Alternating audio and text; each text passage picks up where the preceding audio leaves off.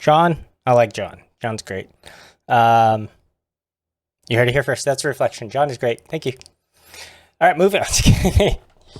No, but John is interesting, right? Because if you go back to last week, right, we hear of John in prison, and he sends two of his followers, and it's like, hey, go find out about Jesus. Like, is he the Messiah?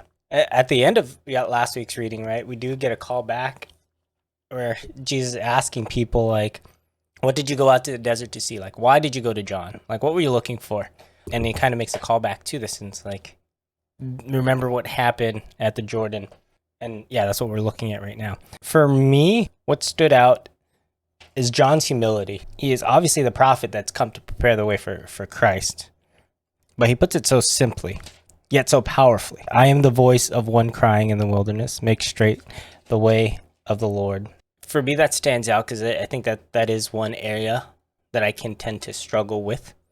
My wife can probably confirm that. I'm generally type B, but I can be very type A about very particular things. And I think that at times comes from pride that I tend to think that I know best. I min-max everything.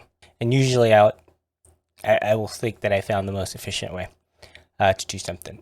John's humility here. And this is true humility, right? He doesn't lessen his role. Like, he's very confident in his role. So it's not like he's saying anything like, oh, I'm just nobody.